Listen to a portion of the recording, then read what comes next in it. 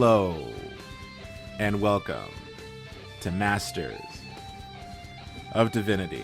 I am your moderator, JP, and I'm here as always with Father Chuck. Hey, what's up? And the spirited portrait of Willem Dafoe.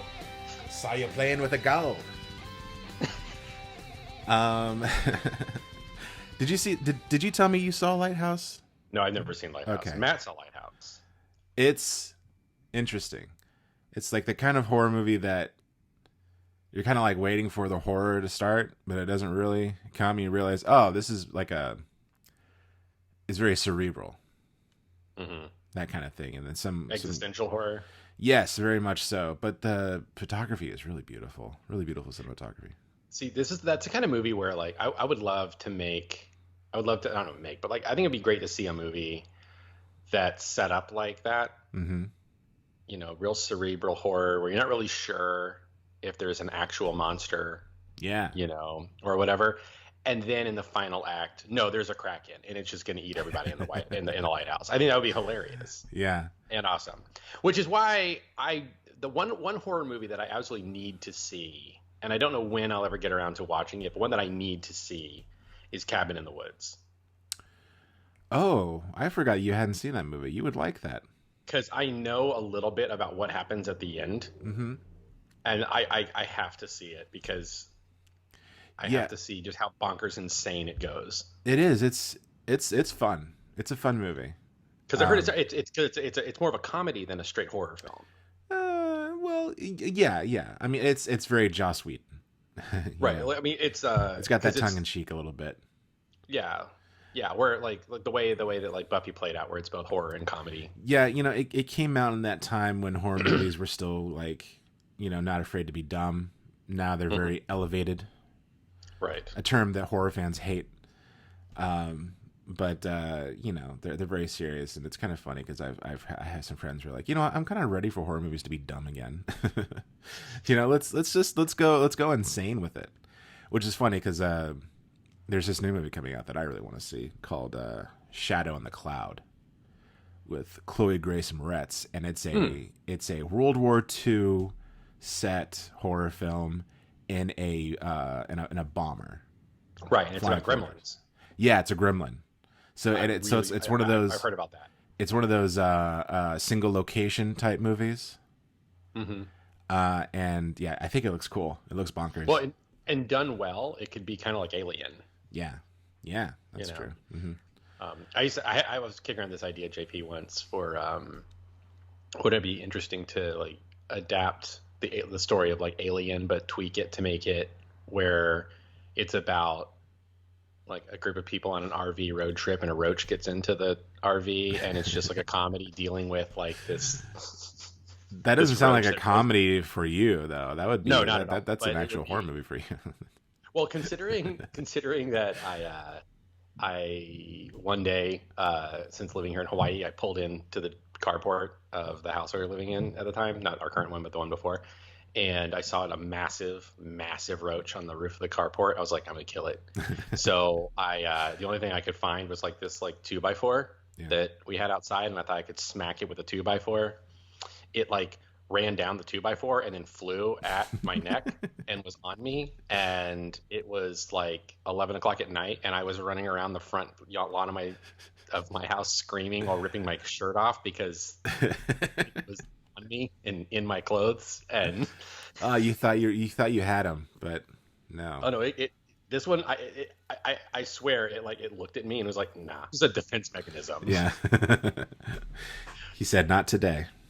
And then went back and found it and 3 of its buddies and killed them. I had to kill its children so that no one would exact revenge.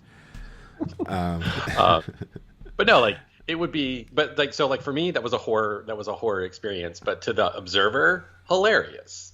Yeah. Totally. Anyway. Speaking of hilarious, let's talk about The Last Temptation of Christ. A well-known comedy. Hey, can I tell you something? Go ahead. Actually, finish what you were going to say. I was going to say there is one comedic beat in the movie, and I did laugh out loud when it happened. Oh, please tell me it was the same one that I had. It's the part where Jesus is speaking to... Oh, Something fell. Uh-oh. That's the Lord telling you not to talk about this movie. It's when he's talking to Zebedee with the crowd, and he's like, "You were with that woman. What was her name?" You hear her voice in the background, Judith. It's like, that's right, Judith. I didn't catch that. That's awesome. What was the one you were thinking about? I laughed out loud when Nathaniel goes over and checks the vat of wine. Yeah, that was funny. And Yeah, back in, Jesus is like, I love that shot. I love that shot because it's so Martin Scorsese. Like, that's something in Goodfellas, not in a Jesus movie.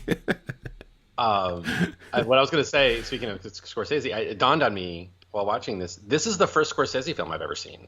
Really? Yeah. Are you? You saw? I thought you had seen The Aviator at least. Oh, that's right. I saw The Aviator. Never mind. Okay. Yeah. That's right. Scorsese did that. Yeah. Okay. Well, this is your first Scorsese during the pre-Goodfellas era, which is a significant era for him. Well, it's like it's probably like what we call probably like my first real Scorsese film, right? Because Scorsese, I guess so, yeah. Scorsese makes these sort of like big movies, right? And then he does these like movies like this or Silence or something. Yeah, and we'll get into why this was a particularly small film, which is pretty interesting. But yeah, we're going to talk about. This is the last entry in our little series about Jesus and film. That's still without a name. I thought today we could call it. I thought we could call it Jesus Vision, but that's more TV than movies. Yeah. So, at one point I thought about, because it was 3 weeks, we could call it Jesus, Jesus, Jesus, like in the hymns. Sweetest name I know. But I don't know. Mr. Parables. Mr. Parables is maybe that. Maybe we could call it the Last Temptation of the Passion of Christ Jesus film, or something. I don't Jesus know. Film Project. Yeah. So we're talking about Last Temptation of Christ.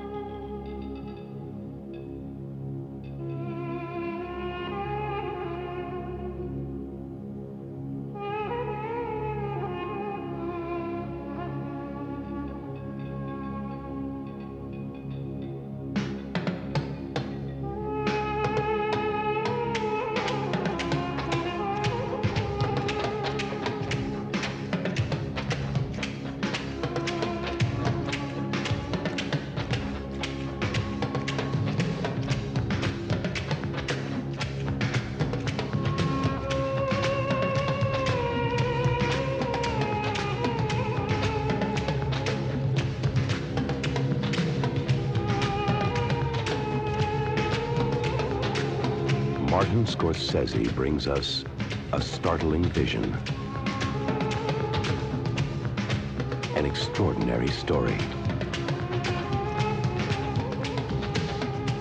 The Last Temptation of Christ.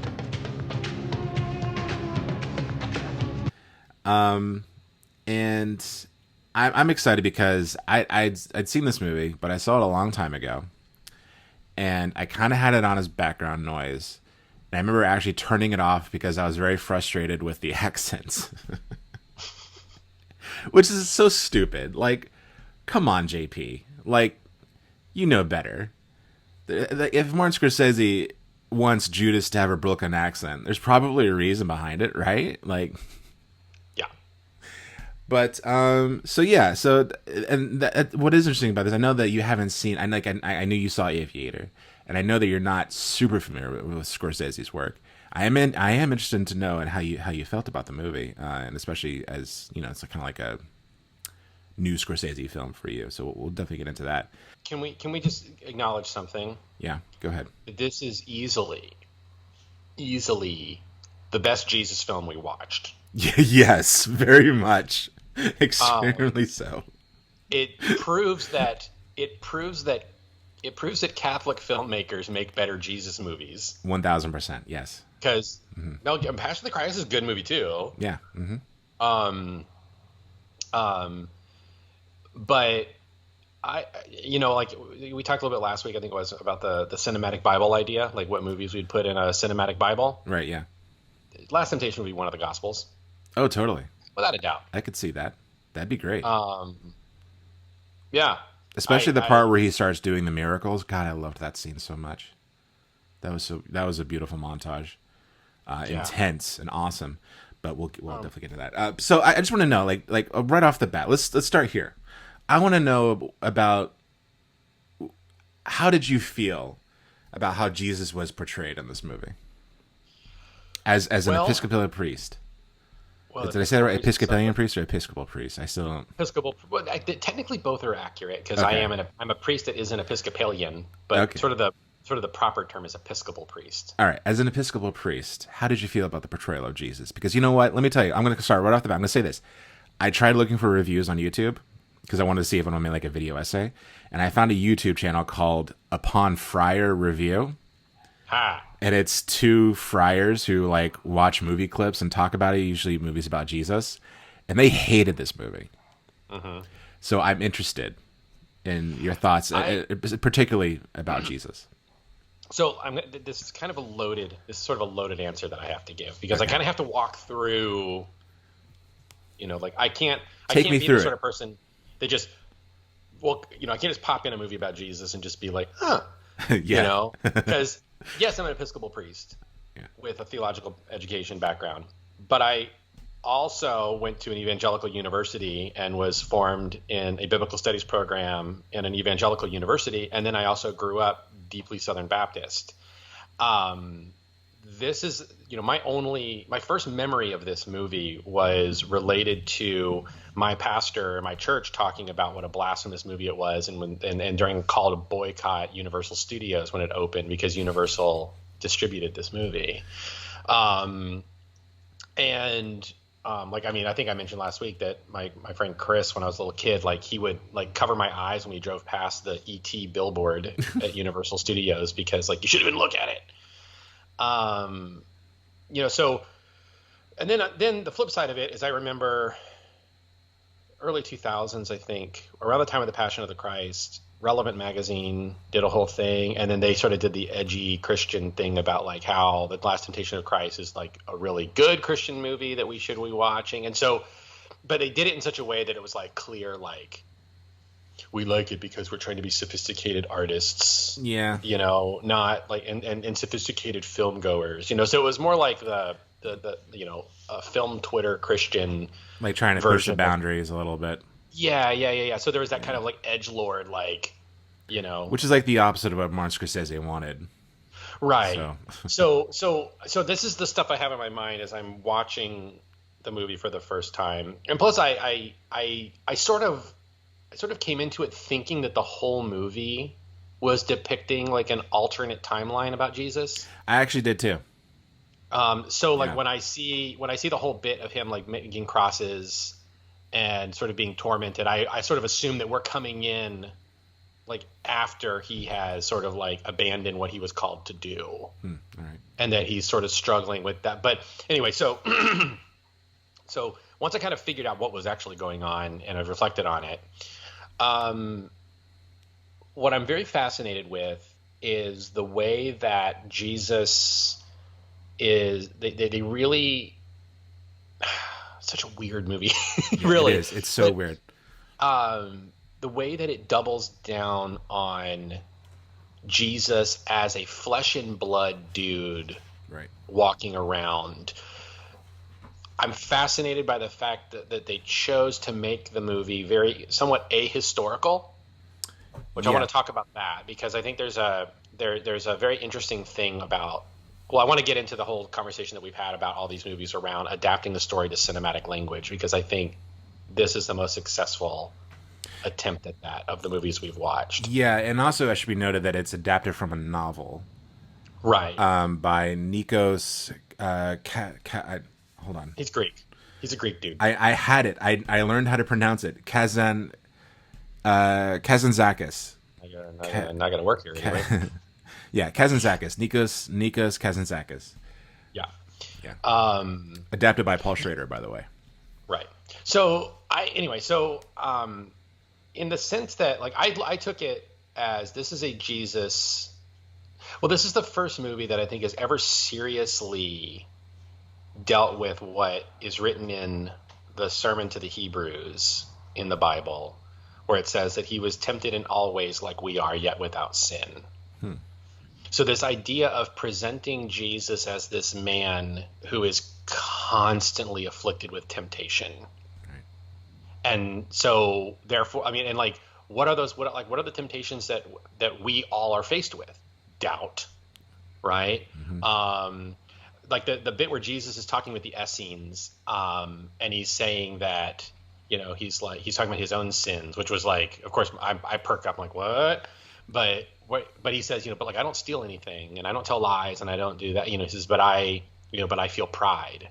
Yeah, my favorite line in that part where he's like, I look at a woman, I turn away, I blush, but I feel pride about it. Yeah. Yeah. Which that is, my interpretation of that was that this is another way that Satan is like, see, you're different than everybody. Doesn't that make you feel good? And that, like, the question of, does feeling pride equate to sin versus, right? And the idea of pride being a sin anyway, like, as we understand, pride actually comes from St. Augustine, which is, several hundred years after the time of Jesus. But that's a whole nuanced thing we could get into if we really wanted to. But so that's the depiction that I see of Jesus is that, like, in this movie is, I think, probably somewhat closer to what he must have been like if we met him. Like, obviously he's not going to look like Willem Dafoe. No, of course not. But he's actually going to look more like some of the extras in this movie. Yeah. But to encounter someone who comes off as kind of bizarre and something about him that doesn't quite fit, but it's not in a negative sense. He's,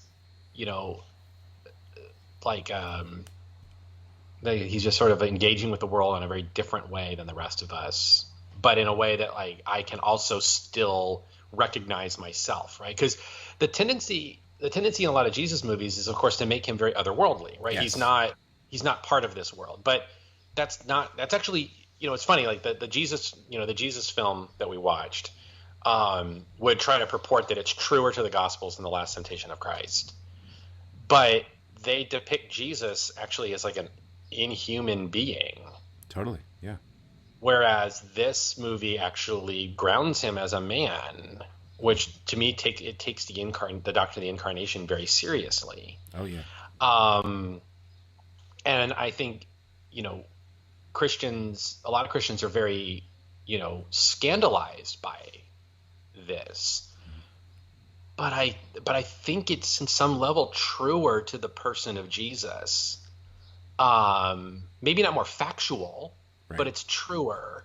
I was very uncomfortable when he's in the brothel. Right. Yeah. Partly because I'm watching this movie in front of an open window, and I had just learned that the 9-year-old girl who lives across the street occasionally sees what's on my TV, because she's like, were you watching a Godzilla movie last night? I'm like, So then I was like, oh crap, I watched Deadpool. So, I'm thinking like, oh, it's a Jesus movie. It's rated R because there's going to be some violence and stuff in it. I did not expect that I would be watching a scene where, they're running a train on a woman. Better get those Bluetooth headphones. Yeah. So I'm watching this scene where, Jesus is sitting in a brothel, which, by the way, the whole cinematography of that is very fascinating, right? He's very much in a room full of non-Jewish people. Like, they make it abundantly clear that these are like, these are Indians, these are black men, and they're dressed in such a way to show that they're from different parts of the world. I love that there's somebody roasting crabs, like shellfish, which is non-kosher, right? So there's all these little things in there that really drive home that he is in a Gentile space, which, of course, knowing the culture of the time, Jesus probably would have never actually done this because it would have made him ritually impure. But the idea that Jesus is present in a brothel, like, on one hand, like, we're like, oh, clutch my pearls, Jesus can't be in a brothel, but isn't he though? Yeah, that's like the whole point.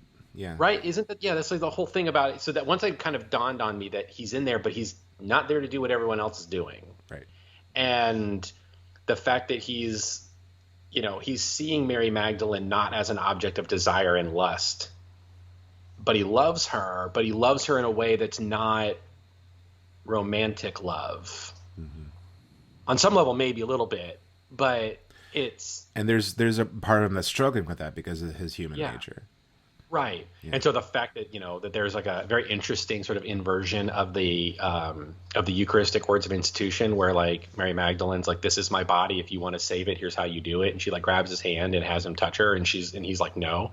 And we learn that she's a daughter of a rabbi, and that basically because Jesus didn't marry her, this is the life she's forced to have to deal with. Right, like it's all implied. It's not explicitly spoken, but it seems pretty clear that like they were probably set to be married, and then Jesus decided not to, because he has this idea that being a virgin is necessary for his work. Because she makes this whole comment about like, like when you go to the desert, like I won't touch you, so you'll still be a virgin when you go, right? Yeah. So, and she does not like him, by the way. Like you could tell that she's very like.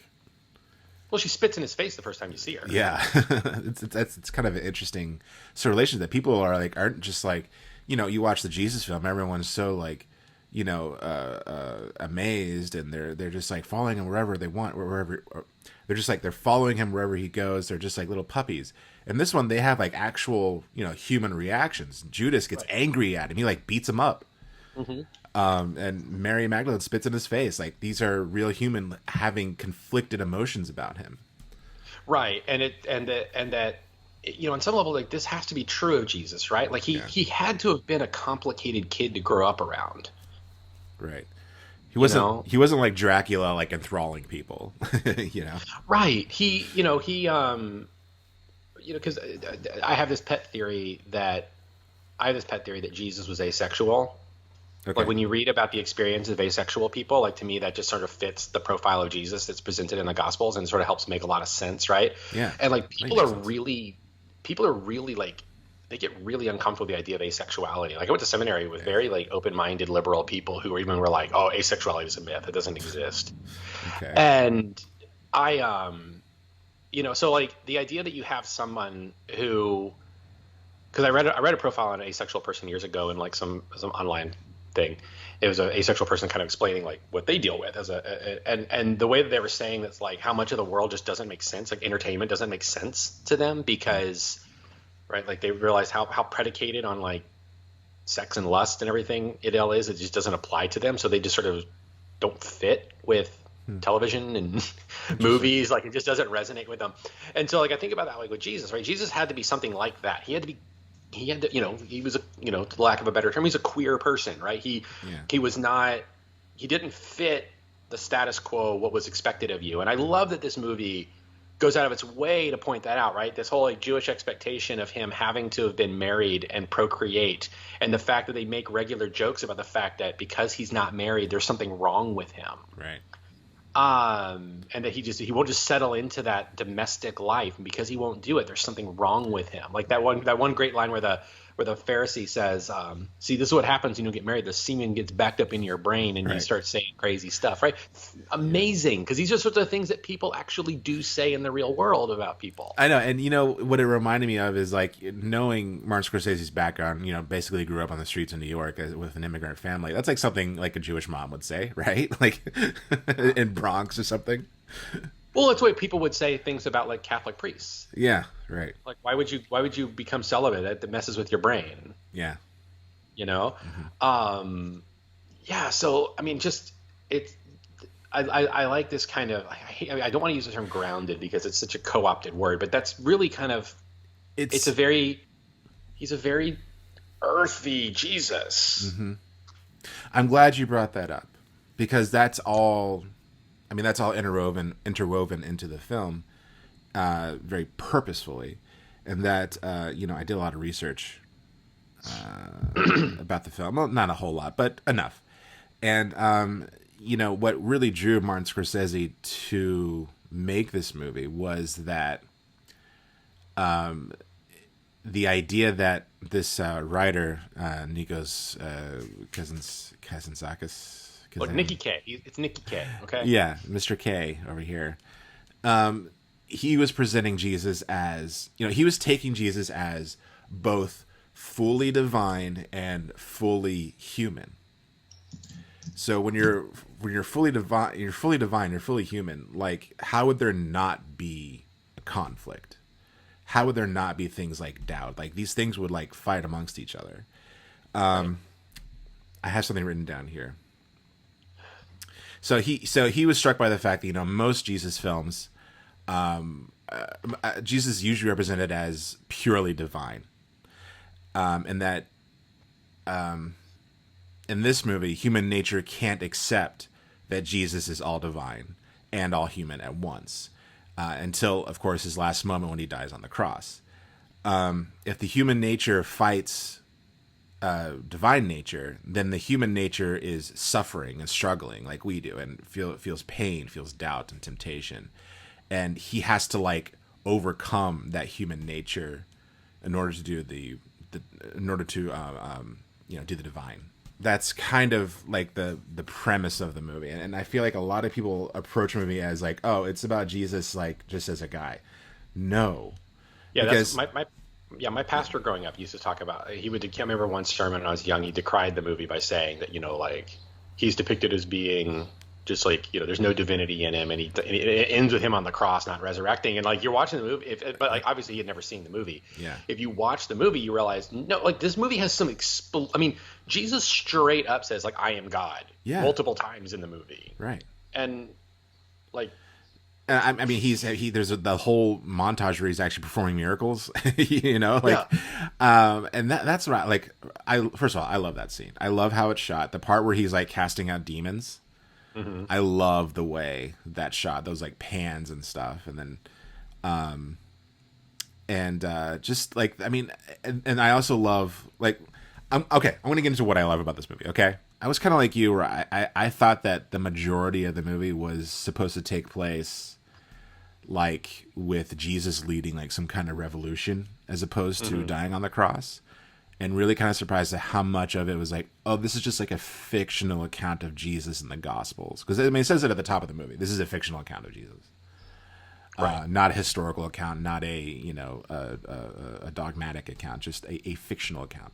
I was really like worried because of of a lot of the frank discussion that he has about, like, you were talking about the scene where he was talking to what's the guy's name, Jerome something, I don't know. He was talking about his sins, right? Mm-hmm. That scene really stuck out to me because I could picture myself like 20 years ago being like, uh-oh, where's this movie going? He's saying like, I'm filled with doubt that my sins are I'm a hypocrite, I'm a liar, my mother and father and my God are fear. If you looked inside of me, that's all you would see was fear. And that God wants to like push him over the edge and do that really awesome shot of like a truck and a pan over the cliff. Mm-hmm. It's a cool little shot. I started to get really worried because I was like, oh no, is Chuck gonna hate this movie? Because I just heard every single person I've ever known who I've ever gone to church or done any kind of Bible study with just being like, turn it off. But no, like that's his human side struggling with the divine nature. Because if you keep watching the movie, he's having these spells because God is speaking to him. And he can't like take it because the human side of him is like rejecting it. And I mean, I found that to be really fascinating. And my favorite part, other than the part where he's performing miracles, is the part where he goes into the desert. He meets John the Baptist, who, great actor, by the way, I forgot his name, Andre something. He's in a movie called My Dinner with Andre. And it's just like it's just a movie about two guys like having dinner and just talking about like philosophy and religion and new age stuff, and it's actually really good. Great actor. He tells him, my favorite line in the movie, that God is the God of Israel is the God of the desert. Right, the God of Israel is the God of the desert, and if you want to talk to God, you need to go out to the desert, which I thought was just such a great line. That's so good.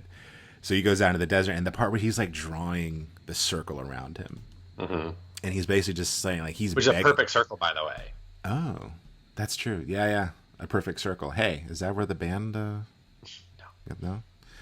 That part, because he's like, you can tell he's desperate to, I mean, he wants to fulfill his destiny. Like, this is not a man rejecting God. This is not a man, overcoming God. This is a man who, like, wants to be at his mercy, but also doesn't want to die doing it, because he's not fully aware of what's happening. He's not fully aware of what is in store for him. It's like slowly being revealed. Right, and the thing is the Gospels, they suggest these kinds of things, right? I mean, the idea that he like prays with agony in the garden, asking for the cup to be taken from him, right? Yeah. The fact that he on the cross says, "Father, why have you forsaken me?" Right? These are things that are already, I mean, they're both in the movie, but they're also in the Gospels, and you have to kind of ponder what's going on there, because if because that's one of those are two lines in the Gospels that I've long struggled with, because I'm a firm believer that Jesus kind of came into his awareness pretty quickly of who he was, and that he was pretty sure of himself in his mission and work. Like, I don't. Mm-hmm. That's the thing, is like, I don't think that this movie depicts Jesus accurately in the sense of like how I actually think he probably really was. Okay. But that's not what the movie's trying to do. Right. And I want to get into that a little bit later. But okay. I see, but like when you come to those passages in the Gospels, you wonder like, okay, well, is Jesus actually struggling with doubt in these moments, or what's going on with him emotionally, that he's because he had already told the disciples that he was going, like, it was inevitable, he's going to go to Jerusalem, he's going to die, and on the third day he's going to rise again. Yeah. And then he's like, but Lord, if there's another way, could we do that, right? And that idea that even Jesus doesn't want to suffer great pain. Right. So that, I mean, that's just, but like, again, we tend to gloss that over in a lot of film depictions of Jesus. It's like, well, we always, both the Passion of the Christ and the Jesus film show those scenes of Jesus's agony in the garden. Yeah. Passion actually has Jesus saying, if there's another way. I don't think that the Jesus film actually has Jesus saying, because I don't think that's in Luke's gospel. Yeah, but I don't remember that part happening. All it does mention that he's stressful and like he sweats like blood, right? Yeah. But they just sort of like include those in these movies because it's like, oh well, the Gospels include, so we got to include them, mm-hmm. without really kind of wrestling with it. But whereas this is the Last Temptation actually sort of treats those moments as like they're actually part of an overarching characterization of who Jesus was. Definitely. Yes. His agony isn't just relegated to Gethsemane. His agony is constant. And I think the one part where it's like really, really shown is when he raises Lazarus from the dead. Mm-hmm. The part where he's like looking into the tomb, which is actually really frightening. He's looking into the tomb and it's like nothing but blackness, and just becomes all black. And then the hand reaches out and grabs him. Mm-hmm. And it's almost like he's pulling him into the darkness, and he looks scared because it's almost like foreshadowing, like this is what you have to look forward to. Well, right, and that's true. I didn't think about that, but like that, the line that came to my mind during that shot was, the famous quote from I can't remember who it was, but it said, I stared into the void. Oh yeah. And then the void stared back, right? Like that's what he's doing. He's actually staring into the void. Right. And the void grabs him. Right. Which is such a scary scene. There's also a really fascinating thing that happens visually in that moment that I don't know if you had it, and I don't know if it was intentional, but because it goes from a fairly light image with Jesus standing with light coming from behind him, mm-hmm. and then immediately cuts around to the black image, you can actually for a split second see the outline of Jesus in white. It's a CGI, that it's like those optical effects, where right, yeah. You can picture Jesus for a while, and then every time you blink, you see him. Yeah. You know what I'm talking about? Mm-hmm. The movie does that. I don't know if Scorsese or the cinematographer intended for that, but like it was kind of like I had a moment like, oh, like there it is, the tomb, and for a moment you sort of see his outline in the tomb too, right? Because that's where he's going. Right? There's that.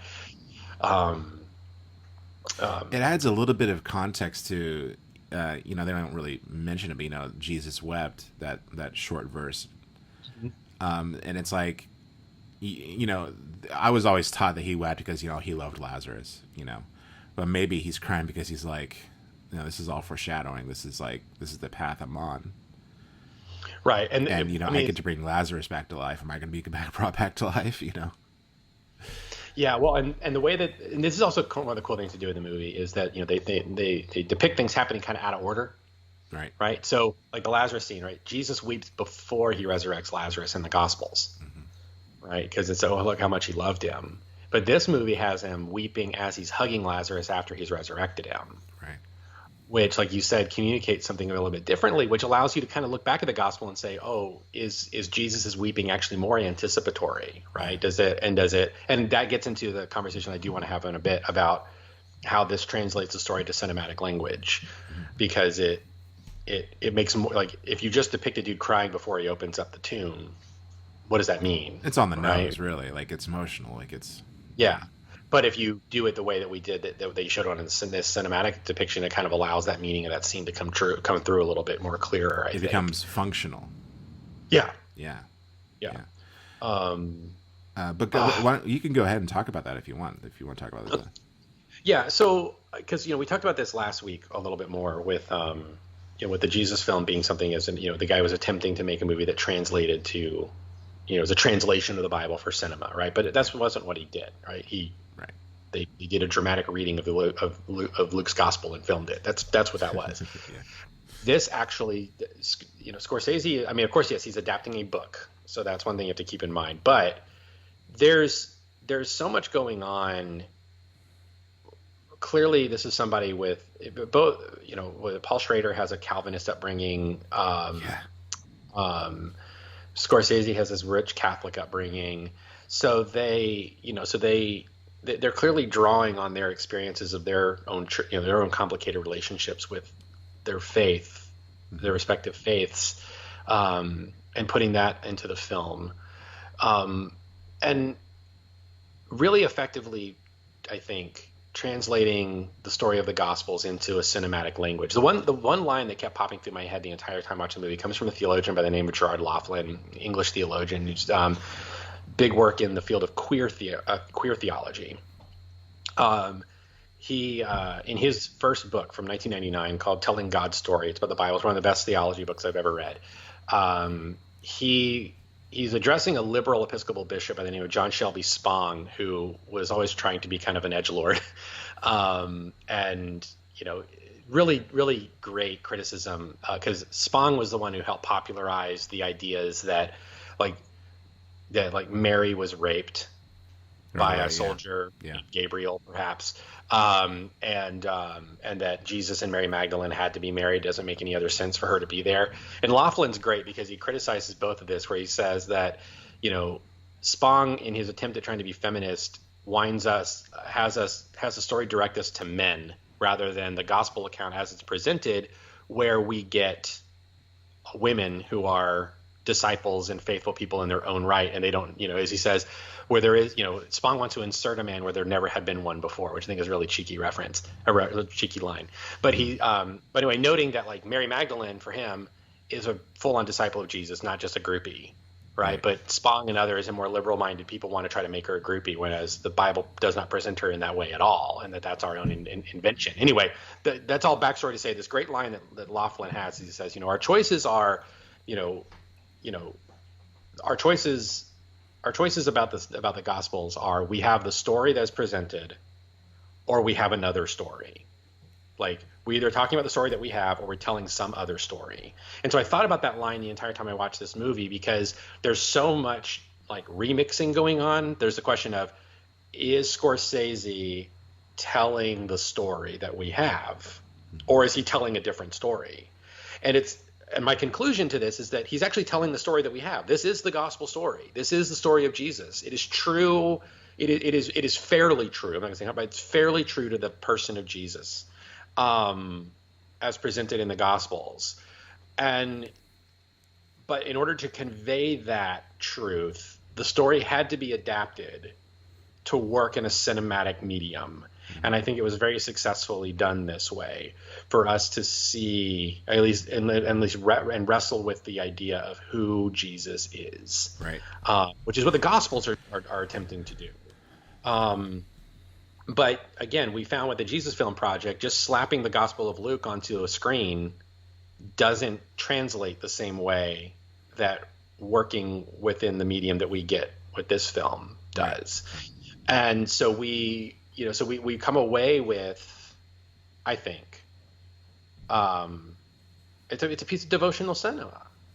I mean, you can't argue with the fact that the decisions and choices that are made are from somebody who is actually wrestling with who Jesus is to try to depict that. Somebody who's very devoted to the idea of Jesus. What's he thinking? What's he feeling? Right. And putting that on the screen. And doing it in a way that, again, makes sense in a cinematic choice rather than, straight literal slap it on the wall straight from the source material. I mean, depicting Judas as one of Jesus's older, longtime friends. God, I love it. Yeah. Interesting, right? It doesn't not in the Gospels, but for telling a movie story, that's actually a really interesting choice. It would be. I mean, when you kind of consider who Martin Scorsese is, and you watch movies like Goodfellas and Casino and these mob movies he makes, it kind of makes sense why he would think he would put Judas in this light. But I want to give some I don't know, continue with your thought. Jesus is sort of public first act as his mission as Messiah is the when they catch Mary Magdalene and drag her in front of him and they're trying to stone her to death. And that's not how it works in the gospel, right? That's actually a story that doesn't show up till later on in the Christian tradition. It's probably a story from the 2nd or 3rd century that was amended into different gospels. It does not belong in the Gospel of John. In some old manuscripts, it's stuck at the end of Luke. But it's a story that gains a lot of purchase among storytellers, right? Because it really resonates with the sort of redeemed prostitute trope that we love in Western storytelling. And so to open up Jesus's ministry with that moment, it's not accurate to the Gospels, but it's true to the ministry and mission of Jesus. To have his first thing being you think you're sinners? Or you think she's a sinner? What about you? Right? This is what you. And so beginning his ministry from that point of saying you're so hung up on what other people are doing wrong. Why don't you focus on the fact that you're also still doing things wrong, and let's change the cycle, right? And it sets the whole conversation up because, as he later will tell Judas, right? If we start from a place of violence, the same things are just going to keep repeating over and over. We get rid of the Romans, some other group will come and take over, right? So Jesus is getting this we have to do this differently. Right. That's the only way that we're actually going to fundamentally change the world, and so to begin at that moment. Right. Again, it's not accurate to the Gospels, but it works for the cinematic story that you're trying to tell of depicting of who the person of Jesus is. Right. And so, again, it goes beyond factuality and allows truth to kind of step into the room. Precisely. Yeah. 100%. That scene, by the way, the stoning. Zebedee, the older guy who was, John and James' dad. Yeah, that's. Do you know who played him? I recognized him, but I couldn't tell you who. That's Irvin Kershner, the guy who directed Empire Strikes Back. Oh, yeah, interesting. So he was one of George Lucas's film professors, and probably one of Martin Scorsese's, maybe. Yeah, and I think, is that, if my memory serves right, that the scene that follows the stoning is the Sermon on the Mount, right? Yeah. You were telling me how you thought that scene was really interesting. Yeah, because what I love about the Sermon on the Mount story is, well, first of all, I love the fact that he's just Jesus now has an audience, and he's just oh crap, now what do I do with this? Yeah, he's a little overwhelmed by it. He's kind of awkward the way he's awkward, right? Yeah. Which he probably would have been, right, a little bit. Yeah. But he's the only way, I'm sorry, but the only way I know how to talk to you is tell a story. Yeah, Mr. Parables. Mr. Parables. So he goes into telling the parable of the sower, which, I pointed out in our last movie was an interesting choice that they made. Yeah. So it's interesting they did the same thing with this. But he, goes through and and he's talking about, and this whole thing about like, well, what's the seed? And he's like, well, it's love, right? Yeah. Which the Bible has as a kingdom of God, but arguing the same thing, right? So it's love. That's the good news that's being spread is love. And then immediately people are like, let's go kill the Romans, and they start running off. And I'm like, this is great. It's great that they are showing what happens with churches. People in my profession for centuries have been saying, God is love. Let's love everybody. We're all coming together to share in this common meal. And the people in the pews are like, well, screw those guys over there. Right. Like, yeah. No. And I love that scene because the way Willem Dafoe is playing it is like almost like trying to tell a joke that you're not sure is going to land. Yeah. Because he even describes like, I'm the farmer. Right? And everyone's like, Well, this apparently was this was supposed to have been released as his follow-up to The King of Comedy. Oh, okay. Yeah, I forgot to. So I'm wondering if that element is still kind of in there from probably that. Yeah.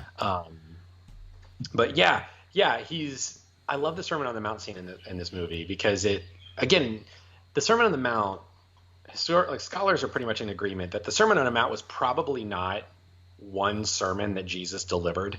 Yeah, I think we talked about this last time. Yeah, a collection of different kinds of things he said during his wider Galilean ministry. Right.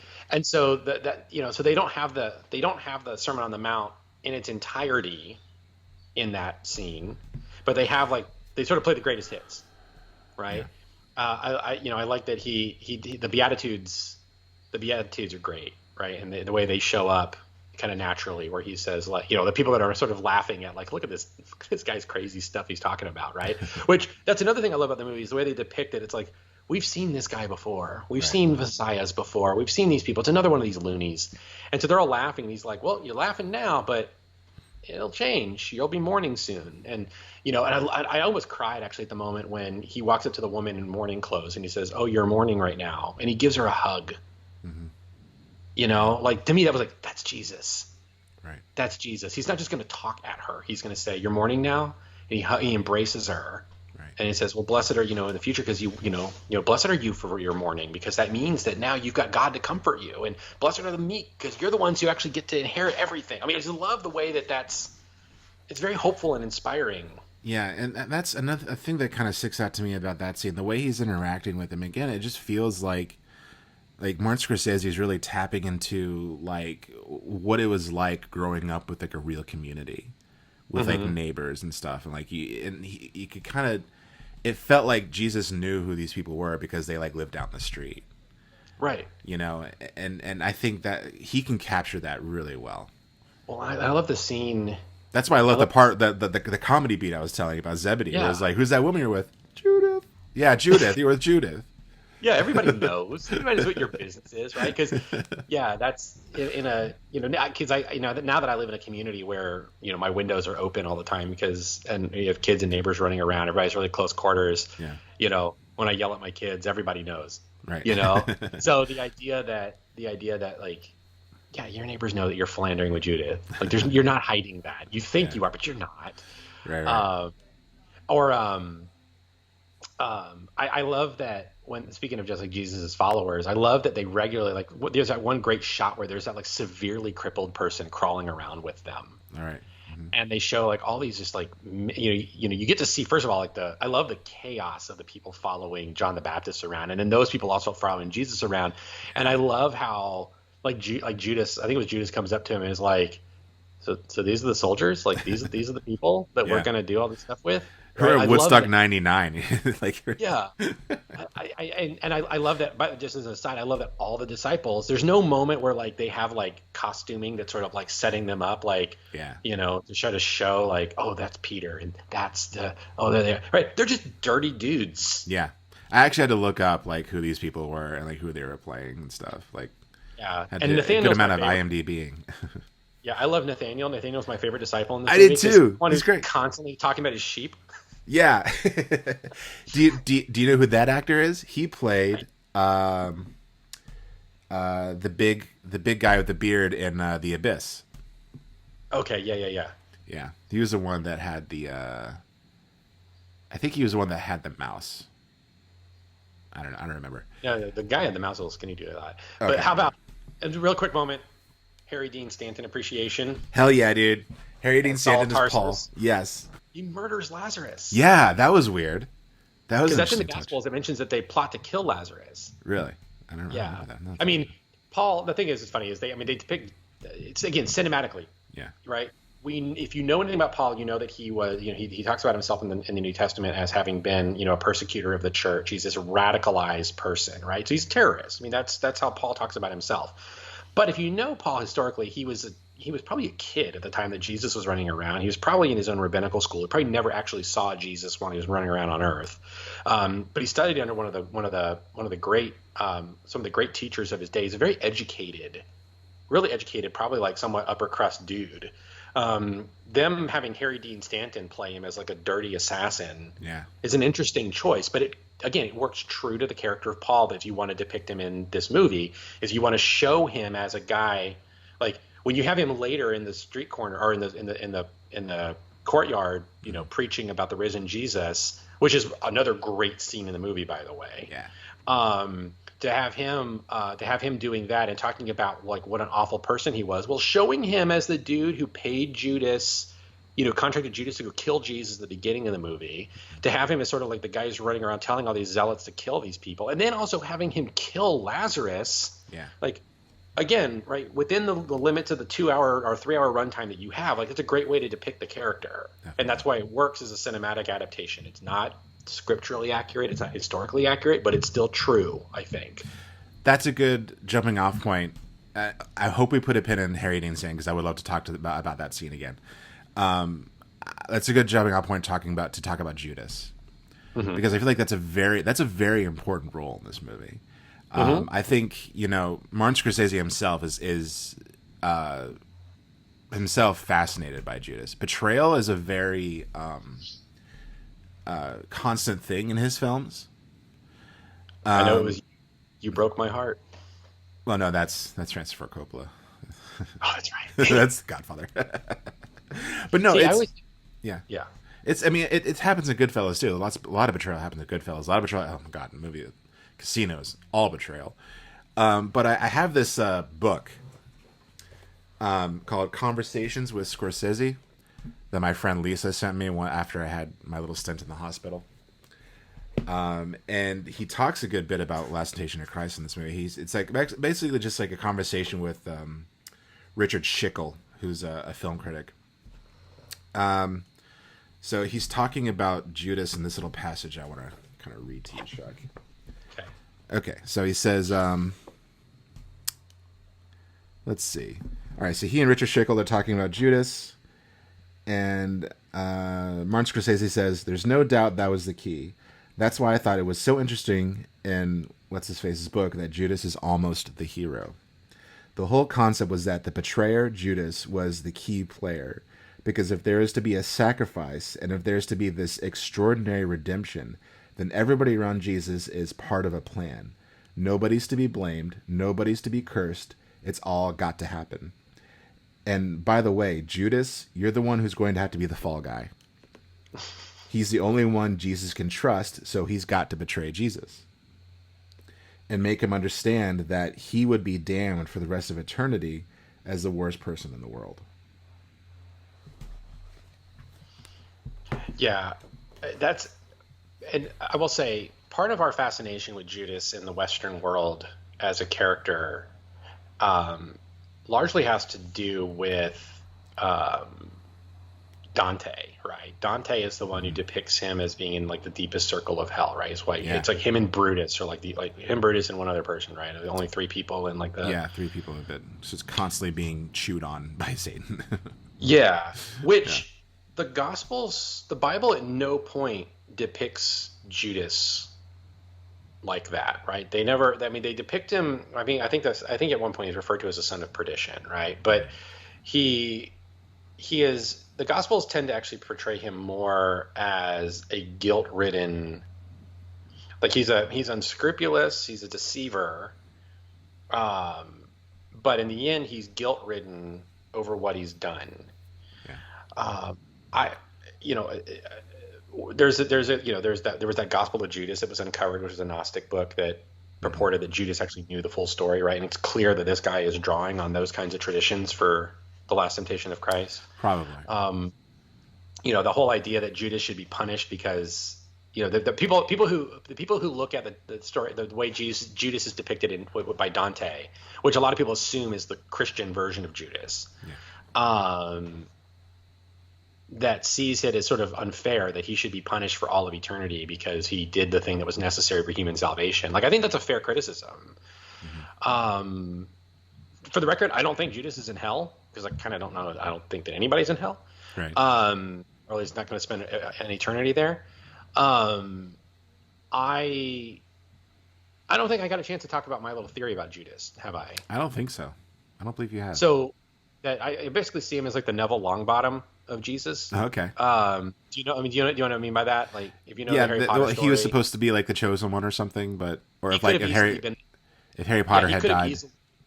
He could have easily been, because they were both born on the same day, and they both fit the trappings of the prophecy. Mm-hmm. It just happened to be that Voldemort chose Harry over Neville, right? Which I would love to see an alternate Harry Potter movie where Neville Longbottom is actually the chosen one. Dude, I'm sure there is scores of fan fiction all about it. Yeah, I'm never going down that route.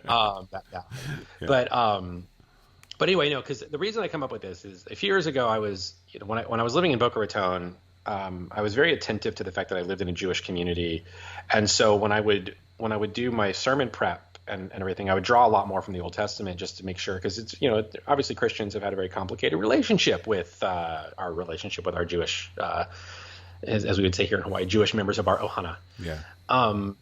So one of the things I learned during that time was that people are named in Jewish culture, like names are significant, right? In the scriptures, names are always significant, just as well as in history. Names are, in like actual real world settings, names are significant. But pretty much throughout the Bible, any Jewish writer who has a name, who has a name for something, like that name is intentional, right? Like whether you say it's a literary convention or it's the work of God, either way, the name is intentional. So the most famous Judas that would have been known to Jewish culture at the time was Judas Maccabee, who was the leader of the Hasmonean revolt that is remembered during the festival of Hanukkah. Now, most Protestant Christians know nothing about Judas Maccabee because we don't have the Apocrypha. But given that more than half of the church around the world has the Apocrypha, Judas Maccabee is an important figure, and culturally would have been an important figure. So Judas is named. So I've long wondered, was Judas named after Judas Maccabee?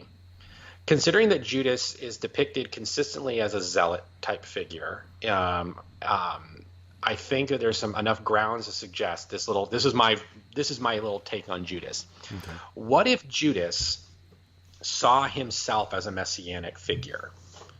And because Judas Maccabee was seen as a messianic figure, he was somebody who was chosen by God to rouse up Jerusalem and get them against the Greeks at the time who desecrated the temple. So did Judas grow up his whole life hearing these stories about Judas Maccabee and what a hero he was? And did Judas sort of fancy himself in that? And that he sees this movement happening with this Jesus figure, and so he attaches himself to this movement thinking, all right, here's the guy. We're going to go out in a blaze of glory. Like we're going to end it all. Mm-hmm. And then Jesus starts talking about this love and forgiveness stuff.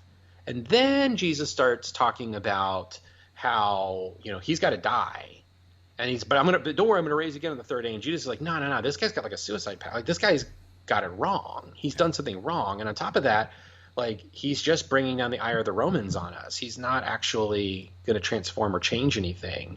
And so does Judas instead, decide to betray Jesus because he thinks either the betrayal is going to be the moment that's going to get Jesus to sort of like act, or is it going to be the thing that gets Jesus out of the way, and then Judas can maybe be like, yeah, maybe I can take over the movement after he's done, and we can do this the right way. And that once Judas realizes what's happening, that's when he feels guilty and tries to undo it. He realizes he's screwed up. But that's my little literary theory about Judas. Oh, I like it. I think it's interesting. That's based solely off the fact that his name is shared with another But like in all the Gospels, right, that's an important thing. Jesus is named after Joshua, right? Joshua is Moses' successor, and who's the one who liberated it, liberated the promised land from corruption, right? So Jesus is doing the same thing, right? He's liberating the promised land from corruption, from pagan Roman influence. That's the idea. He's seeking to spiritually liberate the promised land. Mm-hmm.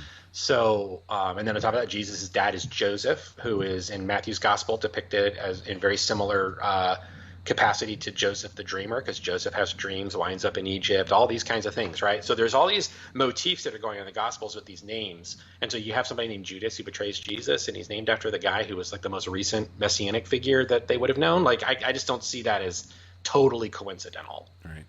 And I think it adds layers to the figure of Judas.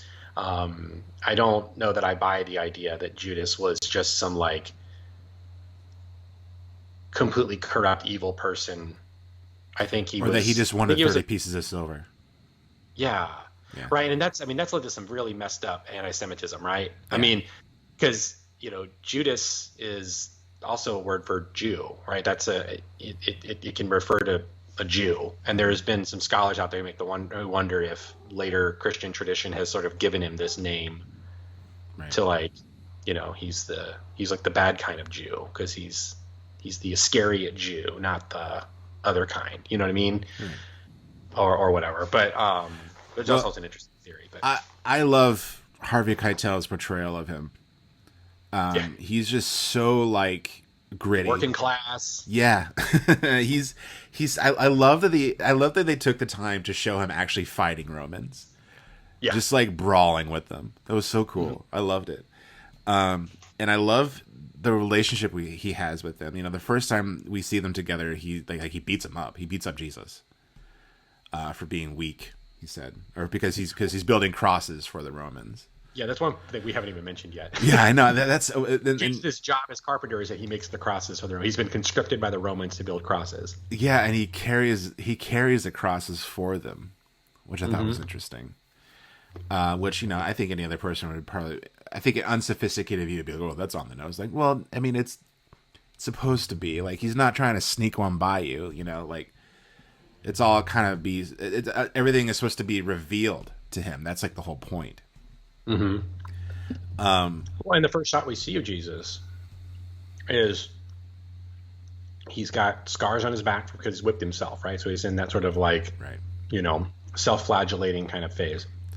Yeah. But he's got, he's whipped on his back and he's laying himself out to measure the crossbeam, right? To make sure that it's wide enough for arms. So it's like, the point, it's foreshadowing. Right, exactly. Welcome to cinema. Welcome just to basic storytelling 101. It's like going to our favorite movie critic pointed this out. It's like going into a building and being like, "Hey, this house is being held up by support beams." Yeah, it is. No, I love his portrayal. I love that Jesus is kind of taking away, I think, some of what of Judas is. Like he's kind of learning from Judas as well. And because I think the part where he comes back from the desert and he takes his heart out of his body, which was intense. I wasn't expecting that scene. And he says, "I used to believe in love. I now believe in this." He holds up the axe. I feel like that's a little bit of like Judas's influence. Like he's kind of showing Jesus like the importance of some of the zealotry that he's partaking in, because I had always imagined like that part was supposed to be like, oh, this is the part where he's gonna like lead the revolution instead of sacrificing himself. But no, it's interesting because like leading up to that scene, Jesus is preaching about love, and he's kind of doing it in sort of a half-assed way. But once he goes into the desert, he's far more confident about it, and he's far more like, this is going to be love, but it's not like anything you've ever seen before. We're gonna get real here. And what's usually done in like this sort of like celebratory with like contemporary gospel music playing, like where he performs his miracles, it's almost like a war montage. where he's performing those miracles. And I feel like I'm drifting away from when I'm talking about Judas. Well, when he's exorcising the demons, he looks like he's snapping their necks. Yeah, that's why I love that scene so much. Which is actually, I mean, earlier they showed Judas actually snap a Roman's neck, don't they? Yeah, I think they do. Yeah, when he was fighting him. But what I love about that too is that it captures what son Roger Ebert said that in his review of the movie, that his 1988 review, that people are bothered by the depiction of Jesus, but they say, like, there are 4 gospels that show him a little bit differently, right? It's like, so how can we think that like one movie is ever going to one story is ever going to actually accurately capture this individual? And I like that point because we love the story. We love, we actually have Jesus in this movie say this, right? Those who live by the sword, are going to die by the sword, right? Like I've not come to bring a sword, right? I've come to bring peace. But one of the other gospels actually has Jesus saying the exact opposite of that. Don't say that I have come to bring peace. I've come to bring a sword. I have come to set mother against, daughter and father against son. Yeah. And families will be ripped apart on account of me, right? And he says that in the movie too. Yeah, Jesus is. There's times where you read the Gospels that Jesus seems to be contradictory. Yeah, and and I think that this movie does a really good job of capturing that element, right? He's all about love. He's talking about love, but then he's also like, hey, look, I've got the axe in my hand. And that's the thing where you were talking about the cinematic language, where it's like you're taking these contradictory things and you're repurposing them into like an arc. So he goes from sort of like not fully confident in who he is and trying to preach love but not really knowing how to do it, to being like, he becomes a little bit like Judas when he comes back from the desert, because he says, I used to believe in love, now I believe in this. He holds up the axe. But what he's doing, I mean, he is still preaching love, but it's like it's like a tough love in a way. And it's just, you bring up like the Gospels and stuff. Like before Martin Scorsese was told about this book, he apparently had always wanted to make a movie about Jesus, and that his original plan was to make a movie about the Gospels, and he wanted to show the sort of juxtaposition of like each Jesus, like each like narrative and stuff, and how they contradicted each other. But when he read this book, he was like, oh, this is like more of like what I want to do, is talk about Jesus and like the struggle between like the human nature and the divine nature. So that's interesting. But yeah, I think that's interesting how much he gravitates towards Judas and making him an important figure. And just what he said in this passage, that he's the fall guy. I love that he makes out Judas to be the fall guy, because like the fall guy in like any kind of mob movie, it's like the fall guy is the one who's like really taken care of. Like, you go to jail for us, when you come out, you're gonna live like a king. We're gonna make sure that like it's all paid for. So that's interesting. And that element, knowing that piece of the sort of cinematic heritage around the idea of the fall guy, particularly in mob movies, that helps drive home just how pissed off Judas is at the end. Yeah, when he comes to the ailing, dying Jesus in his old man deathbed. Such a great scene. And he's just like, you left me hanging. Like, I took this fall for you, and then you did nothing with it. Right. Now you're running off, and I love where he was like, Jesus is like, but the angel said, you think that's an angel? Right. Yeah. Yeah. Oh God. Okay. We got to get to that part before we run out of time. Cause I think that's what makes this movie. We've talked a lot about sort of like, Martin Scorsese's interpretation of Jesus, but what really sets this movie apart is the part where he goes and he dies on the cross after meeting with David Bowie. We didn't even talk about David Bowie. It's so great. Originally it was supposed to be Sting, by the way. Was it? I didn't know that. But yeah, I love that they kind of totally skip his trial and just skip straight to like he's going to meet Pontius Pilate. And I love the way Pilate is depicted in this movie. He's very like, he does not give a crap. Like he does not care. And I love the way David Bowie plays him. And it's, I don't know, it's, I kept thinking like he was going to pull out like that little crystal ball and labyrinth. It's just like, Jesus, forget the baby. Come with me. Yeah. Be my goblin queen. Yeah, he doesn't chew the scenery at all. No. He's very subdued. Very, very. What did you think about that scene? Because I know we talked a lot about Pilate during this series and how he's depicted in each movie. And I was curious about how you think about David Bowie's depiction. knowing what I know about Pilate, about his sort of disdain of the Jews, and he sort of hates his post because he knows that he's been promoted out.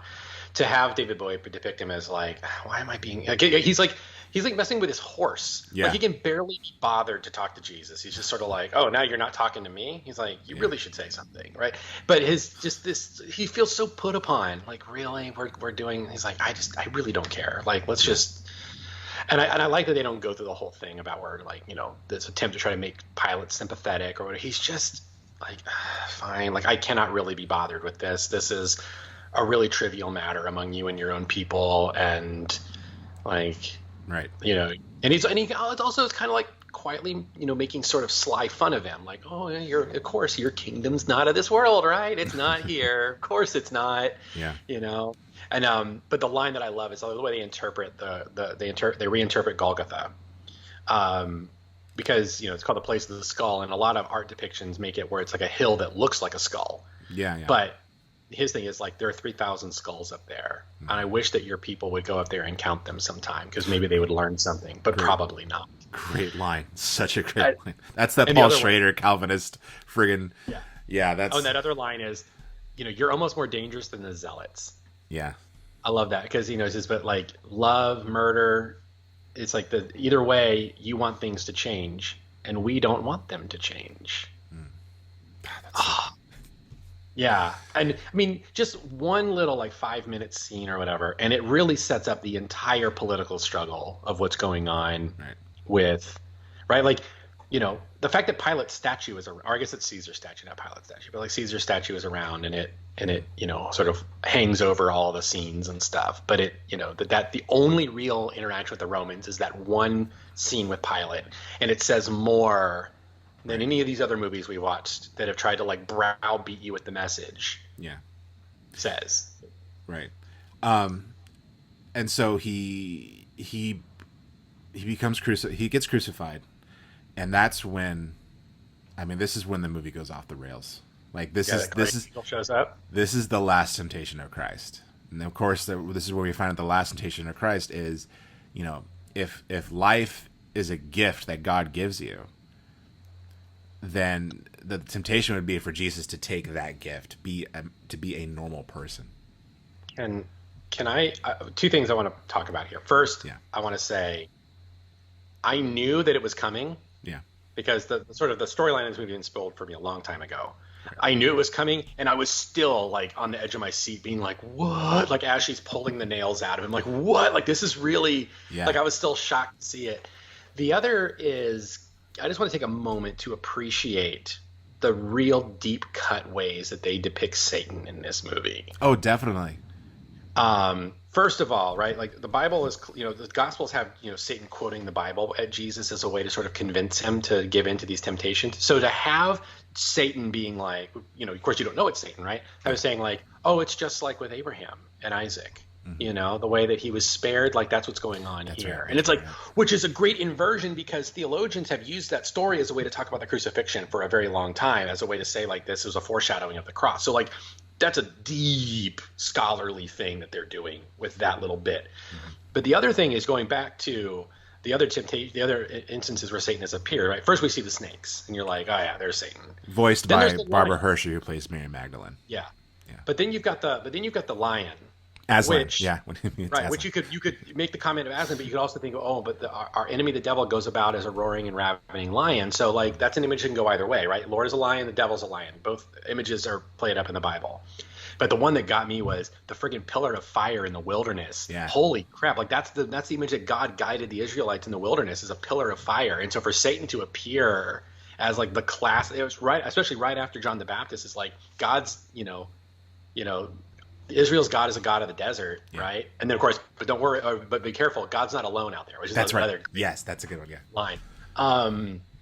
The fact that like they went through the deep cut stuff to have the devil appear in these really rich scriptural images in a movie that supposedly is such a blasphemy against the Bible, shows that these are people who knew their material, and so to have, and then you have this, innocent looking child as the guardian angel. And it's great because he says that line when he's in the desert. Satan says in line, we'll meet again. And then the little girl shows up, and she's like, she convinces Jesus that she's a guardian angel. He pulls out the nails in the cross and takes him down. Kisses from the his cross. wounds. Kisses his wounds. They walk into this beautiful grassy area. Mm-hmm. A garden, which meant to evoke the Garden of Eden, right? Yeah. Which is like the garden where Jesus. That's the interesting thing too, is that in the Gospel of John, it's in a garden where Jesus encounters Mary. Actually, that comes from my little thing. Comes from this book. This Gerard Laughlin, the theologian I mentioned. This is also an excellent theological book. But he talks a little bit about the Passion of the Christ, and he points out, the Last Temptation of Christ, and he points out that, the tradition is, Jesus meets Mary Magdalene in the garden outside the tomb, and she embraces him. She wants him to stay, and he says, don't hold on to me because I'm ascending. You can't hold on to me anymore. This is, and as he points out, the intimacy with Jesus is now found through the Eucharist and through the community of the church, and that's what Jesus is trying to get Mary on board with, rather than just holding on to him as this one localized being. Right. But as he says, but the Last Temptation subverts this, where she does embrace him, and she does hold on to him because they get married, right, in the garden. So it's interesting, and I just also want to point out too, I love that when she's dressing his wounds, it's a mirror of the Pietà.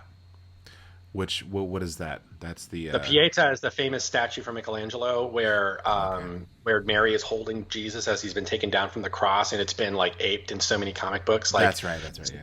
Yeah. So in most depictions, Jesus's head is in Mary's left arm. No, right arm. And she's holding him off the cross. But in the Last Temptation, Mary Magdalene is holding him, but he's in her left hand. So it's a mirror of what was happening. Interesting.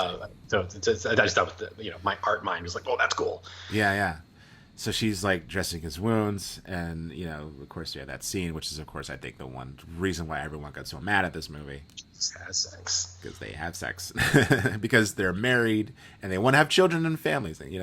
Right. Which, by the way, I think the people who get upset at that scene miss the point that it's supposed to be upsetting. Yeah. Because it's supposed to feel wrong. You're supposed to watch this and be like, well, no, that's not the story. Yeah. But also, I should also point out, tastefully done, by the way. Yeah. It's not gratuitous.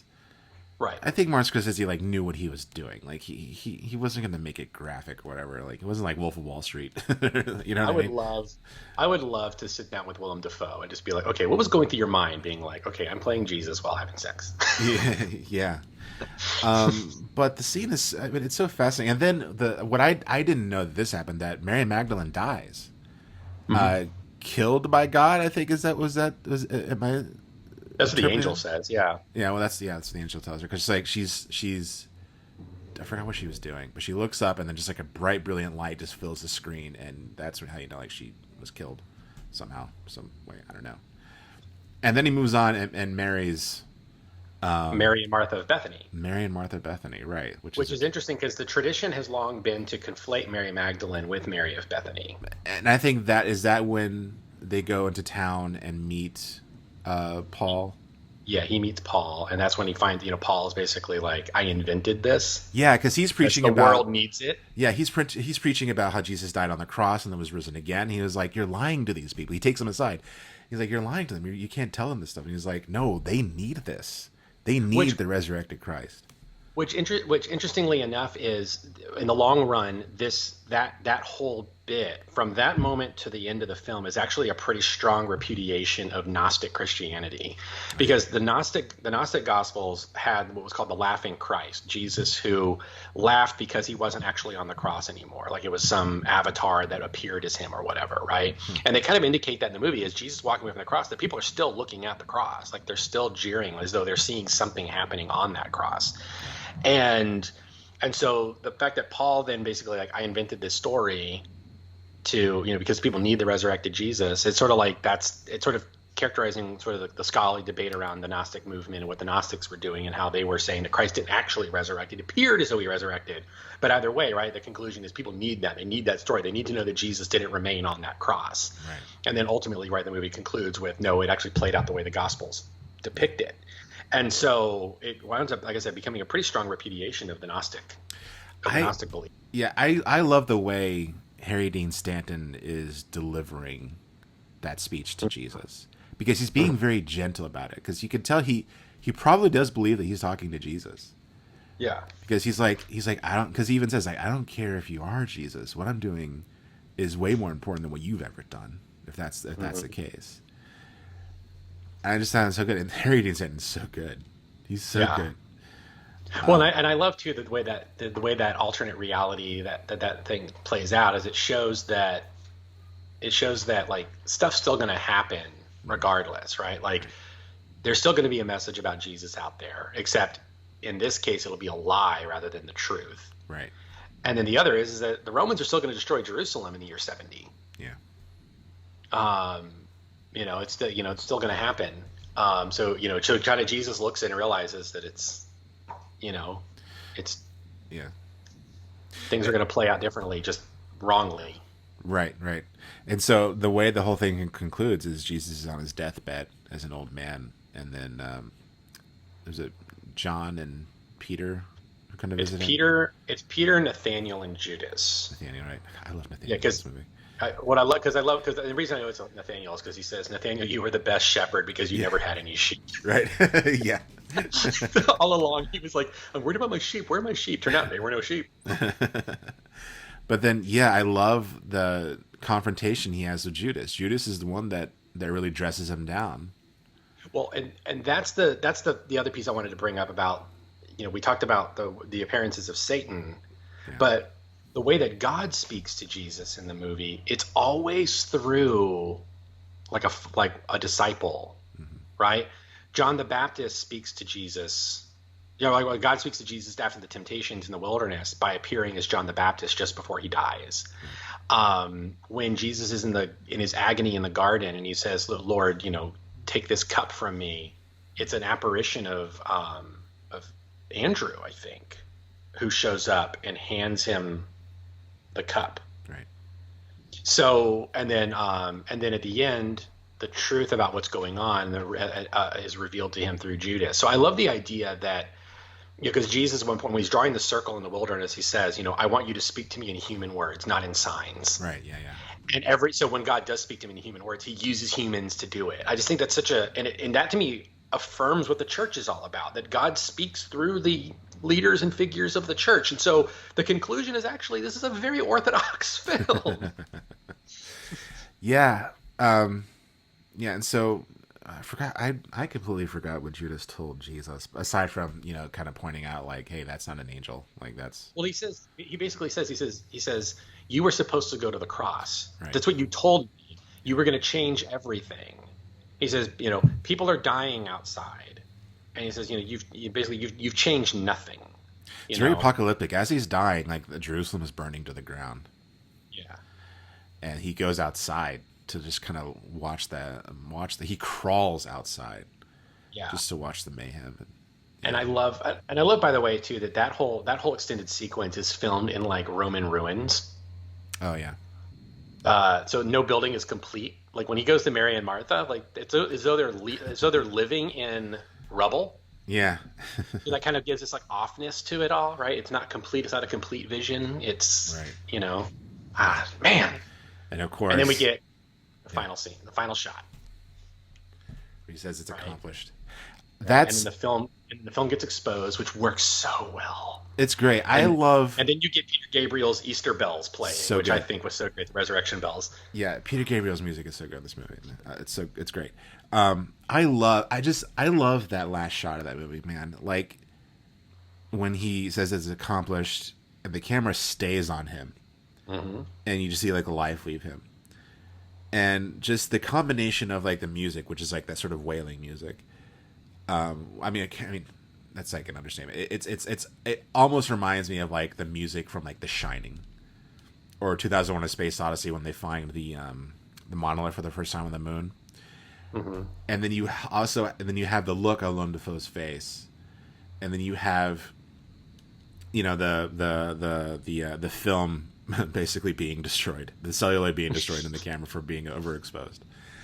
The anecdote behind that, by the way, is that they had been shooting all day. They were finally going to get this shot, and the assistant director was the assistant director. I think it was or one of the assistant cameramen. First AC, he accidentally overexposes the film as they're shooting. No, I thought he opened.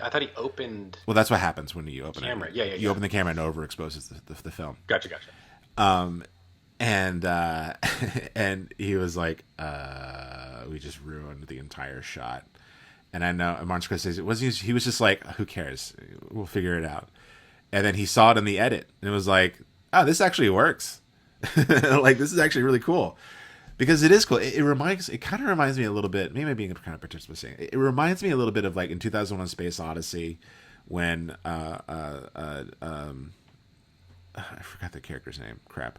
Where he goes into the monolith and you see like brilliant colors and stuff. Because when the film gets overexposed, it actually does have that kind of a beautiful effect. You know, the colors are sort of mixing and being destroyed and coming together, and then you just see white. It's actually, I don't know, it's a beautiful image, especially with those bells ringing. You know, it's like something otherworldly, like he's entering heaven or something, you know, like. Well, and again, I think when you're not in a traditional church, you probably wouldn't recognize the fact that those are bells, because the tradition in the church is that on Easter when you say so. The rich liturgy of the church of Easter Day is called the Great Vigil of Easter. The first half of the service is done completely by candlelight when done right. And then at the end of that portion of the service, all the lights in the church come on and you ring a bell while the celebrant, the priest, yells 3 times, "Alleluia, Christ is risen, the Lord is risen indeed, Alleluia." The people respond with that. And everybody in the church, if you do it right, everybody in the church has bells, and everybody's ringing. And then you ring the outdoor church bells to signal that the resurrection, like you're declaring the resurrection is taking place. So the fact that as soon as the shot goes white, Peter Gabriel's soundtrack kicks in with the sound of church bells ringing.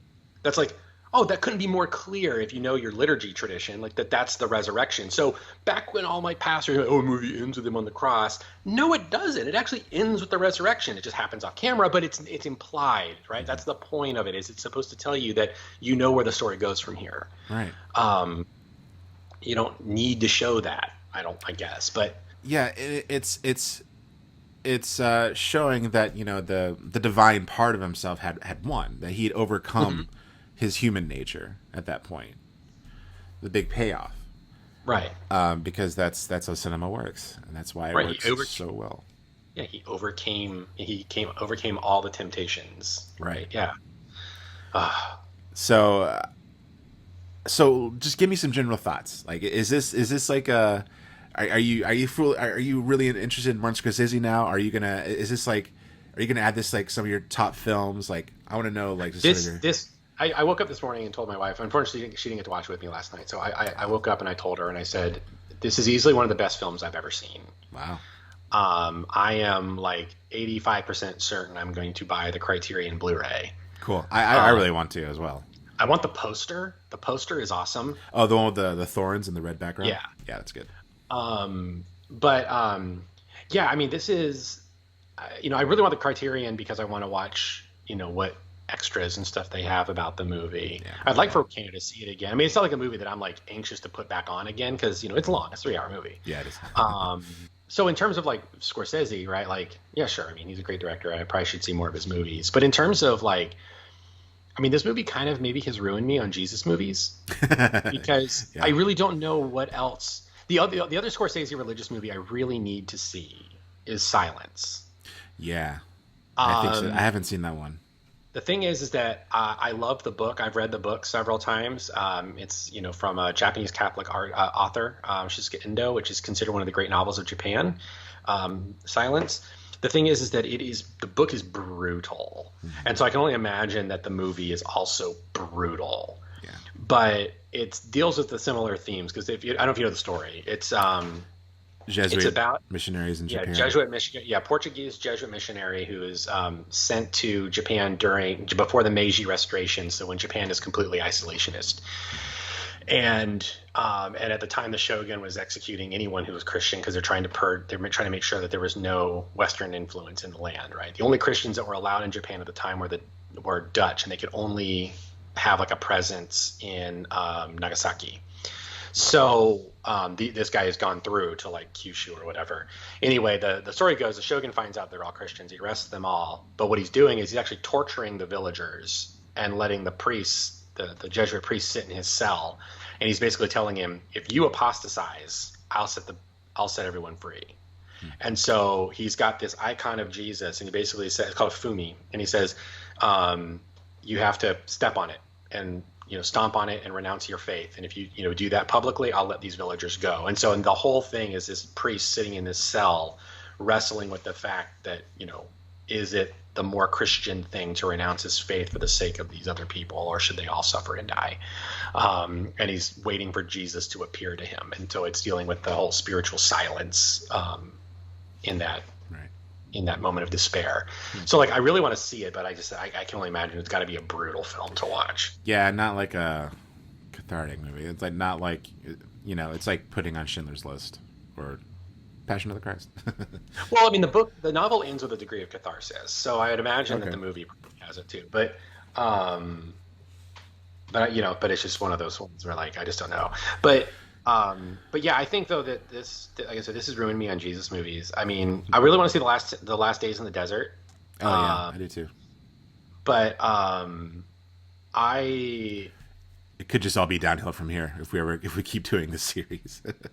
Well, maybe. I just the thing is that there's so much just sort of like, what is it?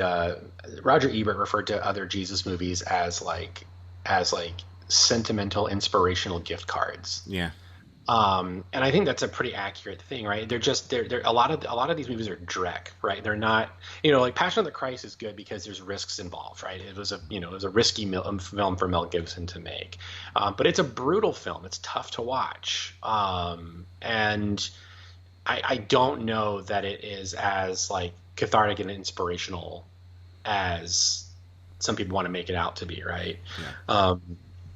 This movie is a tough movie to watch just because it's uncomfortable, but I think Jesus is meant to be someone who makes us uncomfortable. Yeah. And I think it goes further than any other movie of showing us exactly where Jesus could be found, right? The idea of, again, going back to Jesus sitting in a brothel, watching, a dozen plus men in front of him, have their way with a woman that he loves.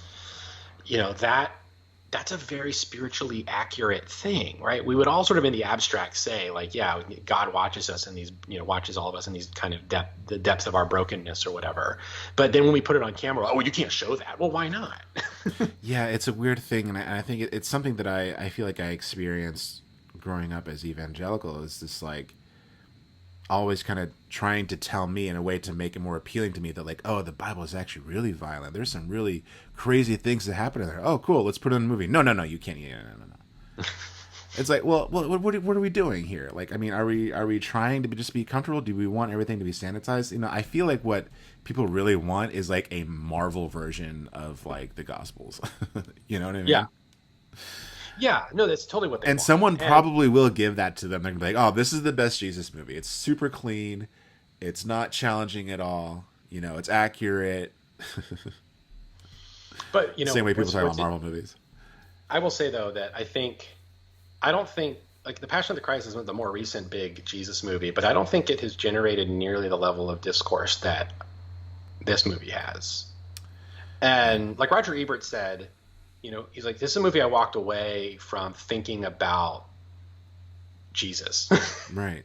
And that's what... And who Jesus was. And so it's like, how can you say that this is not a successful religious film? Because it accomplishes exactly what a religious film seeks to do, which is to get you to ask questions of this important figure and what he did. And if you believe that he's the savior of humanity, then like, anything that gets you to wrestle with and ponder this person is crucial. That's why I feel sorry for Martin Scorsese, because that's what he wanted. He wasn't trying to like be controversial. He wasn't trying to. I mean, he says over and over again. I watched a bunch of interviews. He's always like, "I'm not trying to rattle anybody's faith. I think faith is a great thing." He's like, "I just want people to be talking." Like, let's. Yeah. And there's a nice little there's a passage here, where in this book, Richard Schickel, he asks him, did you anticipate the the backlash. He's like, well, I thought there would be some criticism, but I didn't think it'd be threatened with my life. You know what I mean? And he's like, it's just when it opened, when all the controversy developed, that was a nightmare. There was nothing I could say or do. I also couldn't be shaken because I believed in what I did. In the end, I think Last Temptation was out of my grasp because I naively thought I was supposed to have taken some sort of spiritual journey with it. But it may have been the wrong material to deal with in that way, dealing with Jesus as a man, the carnality and the physicality. So, I don't know, I feel bad for him because I feel like he tried to do one thing. I think he kind of feels like he didn't quite accomplish what he set out to do because of all the controversy. And that it overshadowed everything he really actually wanted to do, which is just to talk about Jesus. What I'd love to find out, I think it'd be a great research project. I don't know how you'd even go about doing it, but it would be to find out like how many people have come to faith from watching The Last Temptation of Christ. It'd be interesting. And wonder, is it more successful than the supposedly evangelism tool movie that we just discussed last week? Right. I mean, there's no way to really quantify that. And I think that, people have probably, and I don't want to disparage the other movie in the sense that as an evangelism tool, yes, God can use it to bring people to Jesus. They can bring them to this place that, I believe is true and necessary, just as much as I think this movie can be too. So I don't want to get into a thing of like one's better than the other, but I do want to point, I think it is interesting to kind of think about and point out that we shouldn't dismiss this movie as an evangelism tool either. Yeah. And that I think it, I spent the past 12 hours thinking about Jesus a lot, and not just because I'm preparing a sermon tomorrow. Right. It's really made me think about, like, if we're going around saying Jesus was both God and man, you can't discount the man part. It wasn't just God walking around in a skin suit. I feel like a lot of people sort of view Jesus as like if Superman came down from Krypton and like there was an asteroid headed toward Earth and like he punched it and he saved the world and now we just have to worship him like that. And that's how, that's what Jesus did, right? Like he saved the world and now because of it, we worship him. Like, no, it has to be something more than just that. Right. Well, and the thing is that, people would argue, I think you could argue that this movie trades in the heresy of adoptionism, the idea that Jesus sort of became the Son of God. Yeah. I don't know if that's accurate, but it's definitely implied in the movie. It is. It's funny because that's basically what Paul Schrader said about the movie. Yeah. Which is classic. It's a classic heresy of the church, right? But but aside from that, it really, gets true to the character and person of Jesus, I think, in a lot of ways. But what's funny is the flip side of it is the movies that are supposedly more orthodox that are made by Christians are actually more heretical because, like you said, they depict the heresy of modalism, this idea that Jesus is like only sometimes God and only sometimes man, right? And like using Superman's a pretty adept metaphor because, Superman as Clark Kent is sort of pretending at being human, but his true nature is Superman. Whereas, Jesus is both, right? He's somehow both Clark Kent and Superman, right? And it's, and one's not an act, right? He's fully both of these people, and awkward, not awkward, but this, so like that struggle and that complexity of who this person is, and like you said, it's got to be more than just, we want Jesus to be a superhuman. One of the priests early on when I was in the Episcopal Church, Mother Lynn, she said in a sermon once, she said, we want this powerful, strong, triumphant Jesus because it really actually allows us to feel strong, powerful, and triumphant by proxy. The idea of this vulnerable person willing to suffer makes us uncomfortable because we don't want to be there too. And I think this movie actually really captures that because that's what Judas's whole thing is like throughout the conversation. It's like, wait. You want us to have sympathy on the Romans too? Like, hold on. Yeah. He even tells like that the big question Judas asks him is, what good will it do if you die? Like, what's the point of that? Yeah. You're no good to us if your whole reason is to kill yourself. Right. But like he points out, right, it's all about, and Jesus counters with it's about spiritual liberation, not physical liberation. So good. Yeah. By the way, that was not the quote I wanted to read. Oh. But I did find it. They asked him about the controversy, and he said, I thought it would open up a healthy discussion. He said, let's think about the nature of Jesus and what Jesus represents in our lives and the world and what the essence of Christianity is. I don't know what the answer is, but let's talk about it and look inside ourselves to how we live. And I just like I've looked online and stuff and how people react to it, and it's like, oh, Marty was just trying to drum up controversy. He was just trying to push the Catholic Church's buttons because he's a lapsed Catholic. He's said that before. But no, this was a guy who was genuinely trying to understand who Jesus was, and this was his way of doing it. Yeah, the one scene in the movie that to me is the most obvious, like, poke in the eye at the institutional church is when Jesus confronts the high priest after he's tearing up the temple, and he says, you know, God is not the God of Israel; He's the God of everyone. That's right. He said God isn't an Israelite. Yeah, which I very clearly could hear he's basically saying, like, God's not a Catholic. Yeah. You know. Yeah. That to me was the most obvious, because, you know, and this is the one thing I didn't bring up at all yet in our conversation. It's too late for it anyway. But is that there's a brilliance in making the movie somewhat ahistorical that allows it to be, you know, it's not historically accurate, but it's cinematically accurate, right? Like, and so the idea that, Jesus is not, you know, Jesus's primary message was to reform and purify the house of Israel. So Jesus historically would not have said, I don't think, like, because his issue with he wasn't actually against the institution of the temple, and it wasn't actually against any of that stuff. He just didn't like that it had been corrupted, and he wanted to see it free from those corruptions. You know, so but you can tell that for somebody who's got a bit of an issue with the corruption that's happened in the Catholic Church, you can see how that line in that moment is actually directed at the Catholic hierarchy. Which, when you take it that way, it's a much more powerful, when you realize that it's not trying to be historically accurate. It's trying to be accurate to the moment in time when it's happening. Dramatically accurate. Yeah. And it works. It works. And that's also, of course, later on, Christianity is going to pick up on it and be like, yeah, God is, you know, there is no Jew or Gentile, woman or male or female, you know, slave or free, you know, all are the same under Christ. Right. So that's ultimately the message too. So, but anyway, yeah, really good movie. Thanks. Cool. Good. I'm glad you enjoyed it. I would recommend that to the Blockbuster customers. Yes. Did Blockbuster carry it? I feel like they actually the movie. They wouldn't carry it. I think that's one of the movies they refused to carry. Not my Blockbuster though. Yeah. I don't think I ever told you about my Blockbuster, the one that I worked at. It was a franchise. It was a franchise store. A non-participating location. It was a franchise store. And a franchise store, you know, they kind of run by their own rules. They used to be a mom and pop, and they were like bought out by Blockbuster or something. I don't know, whatever. But like, people always talk about like how like corporate Blockbuster was, and never had all like the B movie titles and stuff. My Blockbuster had like, we kind of would make sure kids wouldn't wander into the middle of the store, because the drama section was more like the erotic thriller section. Oh, yeah. Me and my friends always knew that. We always knew that. You know, what's funny is, this would be, this is maybe confessing too much, but I think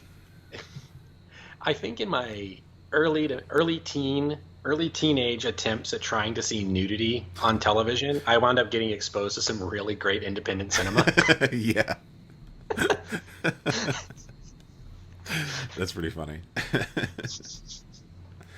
Nice. Well, so go out and watch The Last Temptation of Christ if you haven't. You can watch it on Peacock like I did. I rented it from Apple. Yeah. I found out that cannot use PayPal for Amazon and whatnot. So had to watch it on Peacock with commercials for The Office, but that's all right. That's fine. It's better than Olive Garden. It really was better than that. You know, I could deal with the commercials on this one. Passion of the Christ, I couldn't deal with. It's too much of an emotional roller coaster. But it was manageable this time around. The Deer Hunter is also available for free on Peacock, so it's like That's gonna be. I kind of want to watch it, but I'm like, man, I don't know if I can watch that movie with commercials. Holy crap! So JP, what are we doing next week? Next week. Oh my gosh, Chuck. You know what time it is? It's time. Time to get loud. Time. I don't have the like record straight. Yeah. Record scratch. It's Music Mayhem. That's right. Music Mayhem is upon us. It starts after this. It starts next week. I can't believe it's already here. A year goes by fast. So next week we'll be starting Music Mayhem as per usual, and Chuck will be kicking off the first episode, and that means in this episode Chuck will be telling us what his album is. Father Chuck, what album have you chosen for Music Mayhem? It's quite whiplash, actually. Okay. I want to say that I picked my album probably back in December. Oh wow. Okay, so you've been sitting on this for a while. I've been sitting on it for a while. This is an album that has since become among my favorites of all time. And I want to give just a little bit of explanation. So go ahead. The journey that I went through was I realized so many times in our picks we've listened to a lot of dudes. Yeah. A lot of white dudes, dude music. So I've kind of committed myself to wanting to pick a female artist, because I feel like, you know, it's kind of tough to talk about like hip hop as a somewhat middle class white kid, right? Right. But I've also been using this as an opportunity to explore some, you know, music that I don't normally listen to, or things that I've kind of had on a backlog. So initially, I was going to have us pick something from the Bangles, because I recently came across "Walk Like an Egyptian" again, and it's one of those songs I remember from my childhood, my mom listening to in the car and like, yeah, whatever. But I actually listened to it. I was like, man, this is actually a really good song. Yeah. It's like, maybe I should check out their other stuff. And I just don't find that the Bangles albums are all like, there's a couple of good singles, but like as an entire album, just doesn't really grab me. But around that time, I did find an album from a female artist from the 80s that grabbed me, that I realized so many musicians of the hip genres that we listen to today are actually ripping her off. And so that means that her sound is extremely fresh. It defies convention. It is different because she is so unusual. And so, because that's the title of the album, She's Unusual, Cyndi Lauper. Oh, wow. Nice. The Goonies. Oh, actually, you brought that up. That's another thing. I wanted to add that I want to listen to the album She's Unusual, or She's So Unusual by Cyndi Lauper. Yeah. But I also want to tack on Goonies Are Good Enough. Okay. Because it was recorded around the same time as the album, but it, was on the soundtrack for Goonies, and we're never going to do like the soundtrack for Goonies as a music piece. So I like the song, and the video the video, if you follow her music videos, there's like characters that carry out through different videos. Like a lot of wrestlers are in her music videos. So those same people show up in the Goonies Are Good Enough video, as well as the cast of Goonies, as well as Steven Spielberg. So nice. So that is what we are going to listen to next week. Find it, listen to it loud. So, you heard the man, Cyndi Lauper. She's so unusual, or just She's Unusual? Pretty sure it's She's So. Let's pull it up just to verify we get the name right. I was listening to Passion by Peter Gabriel on my way over. She's So Unusual. She's So Unusual by Cyndi Lauper. 1983. We're talking. This is a monster album, by the way. Yeah. Girls Just Want to Have Fun. Time After Time. She Bop. Ooh. All Through the Night. Yeah. Wow. Some bangers. Oh, absolutely. All right. So, next week we'll be starting the 5th annual. Or is it 4th annual? I don't know. Did we do Music Mayhem our first year? No. Some probably 4th annual, I guess. Oh. Yeah, because we did. Well, I'm trying to think of like the albums that I have picked over the years. We did. First album was this is Paul Simon's Graceland, and then we did Fleetwood Mac, and then with Light Daddy, and then we did Guster last year, and now yeah. Okay, so 4th annual. Yeah. Is it? Are you sure? Let's see. You did Green Day. You did Fighters. Foo Fighters. You did Nirvana last year. So yeah, fourth. Huh. Okay. All right. Well, fourth annual Music Mayhem. Join us next week. Father Chuck, thank you so much. You're welcome, sir. And Willem, thank you for being here. Yeah. You did a great job, by the way. It was good. That was a good acting gig for you. Mm-hmm. And join us next week. Good journey. Good journey.